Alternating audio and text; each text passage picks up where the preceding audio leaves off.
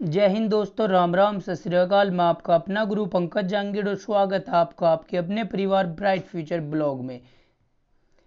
और जैसा कि आपको पता है, हम लगातार फिजिक्स पढ़ रहे हैं इस सेशन में, और फिजिक्स के 2 चैप्टर कंप्लीट हो चुके हैं। और चैप्टर पूरा होने के बाद हम उससे जितने भी आपके एग्जाम में क्वेश्चन पूछे गए हैं उनको कवर करते हैं। और ये आपका मापक यंत्र का लास्ट सेशन है। इससे पहले 4 सेशन हम कर चुके थे। तो सबसे पहले क्वेश्चन पर चलते हैं। आपका सबसे पहला क्वेश्चन है, रिएक्टर पैमाना मापने के लिए प्रयोग होता है। तो रिएक्टर पैमाने से भूकंप की तीव्रता को मापा जाता है। तो इसका आंसर आपका हो जाएगा भूकंपीय लहरों का आयाम। तो इसका आपका आंसर सही आंसर हो जाएगा भूकंपीय लहरों का आयाम।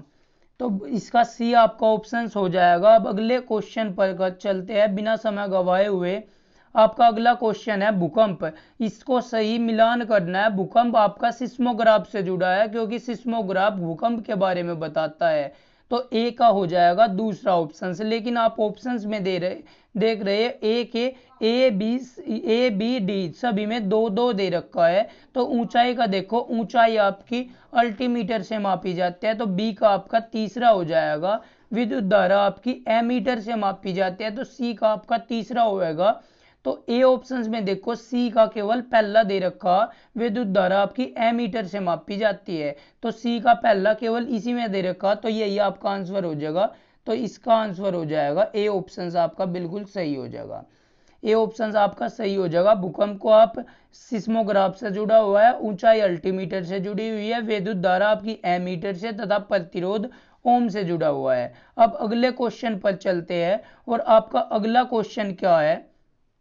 आपका अगला क्वेश्चन है, किसके द्वारा भूकंप की तीव्रता का मापन किया जाता है? देखो, भूकंप की तीव्रता का मापन तो आपका रिएक्टर स्केल के द्वारा किया जाता है। रिएक्टर स्केल के द्वारा भूकंप की तीव्रता को मापा जाता है। लेकिन रिएक्टर स्केल इसमें नहीं दी, तो सिस्मोग्राफ भी भूकंप से जुड़ा हुआ होता है। तो आप सिस्मोग्राफ पर टिक कर आते, सिस्मोग्राफ पर हम टिक कर का होगा। लेकिन अगर सिस्मोग्राफ नहीं दे रखा, अगर रिएक्टर स्केल सिस्मोग्राफ दोनों दे रखे, तो आप रिएक्टर स्केल पर लगा खाओगे। सिस्मोग्राफ केवल भूकंप को बताता है, भूकंप की शक्ति को बताता है सिस्मोग्राफ, भूकंप के बारे में बताता है सिस्मोग्राफ। लेकिन जो रिएक्ट तीव्रता होती है, भूकंप कितना तीव्रता, वो बताता है रिएक्टर स्केल।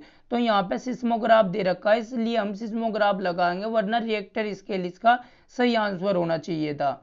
अगला आपका क्वेश्चन क्या है? प्रकाश की तीव्रता मापने के लिए जिस उपकरण का प्रयोग किया जाता है उसे कहते हैं। देखो, एक तो प्रकाश की तीव्रता होती है और एक प्रकाश की चमक होती है। तो प्रकाश की तीव्रता किससे मापी जाती है? एनीमोमीटर जो आपका है, एनीमोमीटर से क्या होता है? एनीमोमीटर से आपकी ध्वनि की तीव्रता को मापा जाता है। एनीमोमीटर आई बात समझ में? एनीमोमीटर और मैनोमीटर में आप बिल्कुल भी कंफ्यूज ना होना। एनीमोमीटर आपकी वायु की तीव्रता को मापता है, जबकि या वायु की गति को मापता है, जबकि जो मैनोमीटर होता है, मैनोमीटर वाष्प दाब को मापता है या गैसीय दाब को मापता है। अल्टीमीटर आपकी ऊंचाई को मापता है। कोलोरीमीटर, एक कैलोरीमीटर होता है, एक कोलोरीमीटर होता है। तो कोलोरीमीटर आपको बताता है किसी वस्तु द्वारा अवशोषित किए गए रंग को बताता है कोलोरीमीटर। लेकिन अगर आपका आंसर आता है कैलोरीमीटर, तो कैलोरीमीटर ऊर्जा को बताता है, उष्मा को बताता है। लेकिन प्रकाश से जुड़ा हुआ आपका क्या हो जाएगा? Lux meter. प्रकाश से जुड़ा हुआ आपका लक्स मीटर हो जाएगा। तो इसका सी ऑप्शन आपका बिल्कुल सही होगा। अगला देखो, अगला आपका है मैनोमीटर। तो मैनोमीटर से अभी बताया गया मैंने, दाब से रिलेटेड है। मैनोमीटर से गैस या दाब को मापा जाता है। तो पहले का हो जाएगा आपका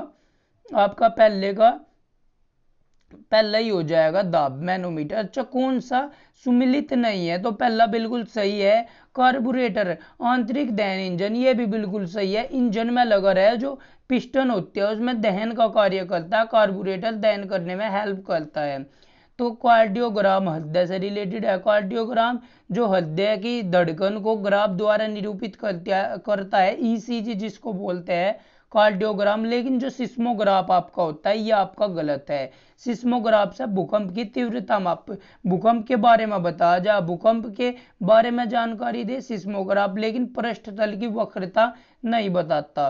तो यह आपका डी ऑप्शन इसका हो जाएगा, यह आपका डी ऑप्शन गलत है। तो इसका आंसर डी ऑप्शन हो जाएगा, गलत ही आपसे पूछ रखा कौन सा गलत है। अगला क्वेश्चन देखो, आपको बताना सूची से मिलाना एनीमोमीटर, एनीमोमीटर से वायु का वेग मापा जा, तो पहले का हो जाएगा आपका तीसरा, एक आपका तीसरा केवल डी ऑप्शंस में दे रखा, तो आपका डी ऑप्शंस हो जाएगा। एनीमोमीटर आपका किससे मापा जा, वायु के वेग को एनीमोमीटर बताता है।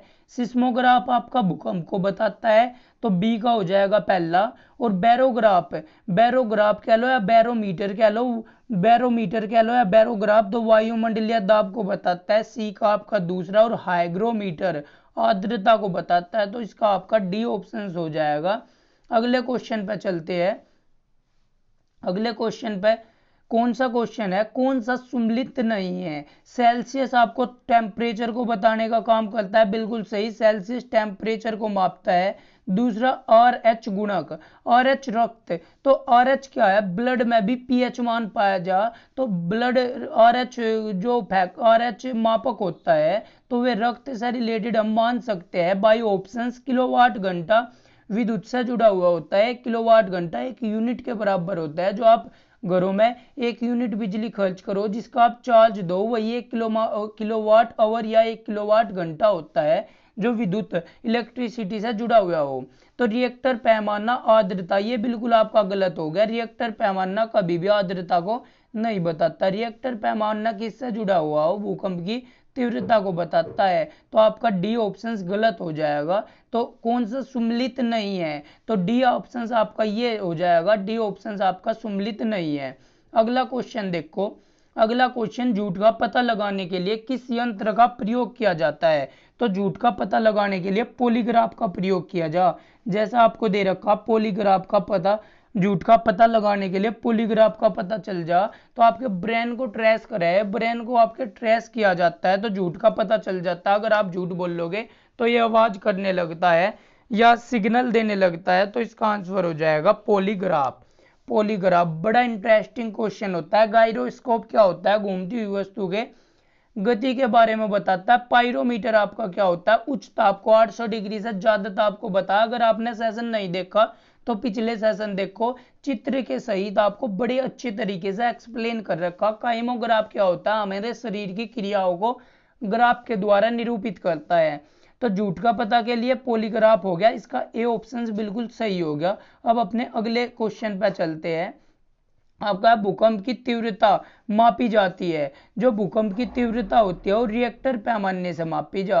भूकंप की तीव्रता रिएक्टर पैमाने से मापी जा, ए ऑप्शन हो जाएगा। पीएच पैमाना अम्लोच्छार को बताता है। आई बात समझ में। डेसिबल पैमाना ध्वनि की तीव्रता के बारे में बताता है। सेल्सियस पैमाना टेम्परेचर के बारे में बताता है। आई बात समझ में। अब अगला क्वेश्चन आप देखो, सिस्मोग्राफ क्या रिकॉर्ड करता है। सिस्मोग्राफ भूचाल, यानी कि भूचाल का मतलब आपका भूकंप, तो सिस्मोग्राफ भूकंप, हृदय धड़कन को ईसीजी इलेक्ट्रोकार्डियोग्राम हृदय धड़कन को, एक स्पिग्नोमैनोमीटर होता है जो रक्तचाप को बताता है, एक आपका स्टेथोस्कोप होता है जो डॉक्टर अपने कानों में लगाओ रखे है, तो वो क्या करता है, वो आपके हृदय धड़कन की आवाज को सुनने का काम करता है। आई बात समझ में। वायुमंडलीय दाब को बैरोमीटर के द्वारा बताया जाता है, तो इसका आंसर सी हो जाएगा। अगला क्वेश्चन देखो, इन्हें आपको मिलाना फेदोमीटर, फेदोमीटर समुद्र की गहराई को बताया, तो ए का चौथा आंसर केवल सी ऑप्शंस में दे रखा, तो आपका केवल सी आंसर हो जाएगा इसका। तो इस तरीके आप केवल एक को देख के भी आंसर बता सको। फेदोमीटर समुद्र की गहराई का होगा, बैरोमीटर आपका वायुमंडलीय आर्द्रता का होगा, बैरोमीटर आपका वायुमंडलीय दाब का होगा। तो इसका सी ऑप्शन नहीं होगा, इसका बी ऑप्शन होगा, इसका क्या होगा, बी ऑप्शन। तो क्योंकि फेदोमीटर आपका क्या करता है, समुद्र की गहराई को बताता है, तो 4 ऑप्शंस बी में भी दे रखा, सी में भी दे रखा। लेकिन अब दूसरे पे चलेंगे, बैरोमीटर के बारे में कौन बताता है। बैरोमीटर होता है, बैरोमीटर वायुमंडलीय दाब के बारे में बताता है। तो दूसरे का बी का आपका पहला होना चाहिए, जो बी ऑप्शन में है, बी का पहला, ए का चौथा।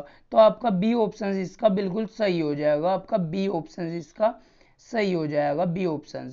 तो फेदोमीटर समुद्र की गहराई को, बैरोमीटर आपका, बैरोमीटर वायुमंडलीय दाब को, जो हाइग्रोमीटर होता है आपका आर्द्रता को, वायुमंडलीय अल्टीमीटर आपकी ऊंचाई को बताता है।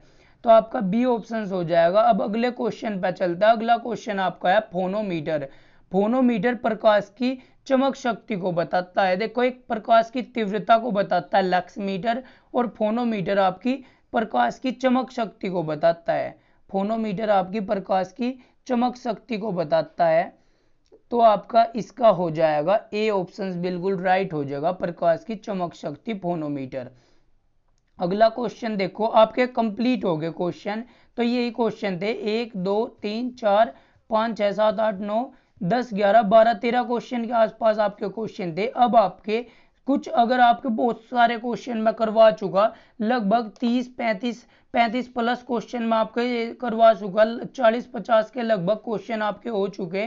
तो अगर आपने पिछले सेशन नहीं देखे तो आप पिछले सेशन देखो, और जितना हो सके लगे रहिए, जुड़े रहिए। एक दिन हम जॉब लेकर जरूर रहेंगे, हमें हराने वाला कोई नहीं है। अगर आप नियमित मेहनत करते हैं, नियमित प्रैक्टिस करते हैं, तो अगर आप डेली बैच देखोगे तो आप योद्धा बन जाओगे साइंस के, मैथ के। तो जुड़े रहिए अपने परिवार ब्राइट फ्यूचर ब्लॉग के साथ, और जितना हो सके शेयर कीजिए, मेहनत कीजिए। जय हिंद, जय भारत। मैं आपका अपना गुरु पंकज जांगिड़, और जितना हो सके प्यार दीजिए अपने परिवार को। जय हिंद, जय भारत।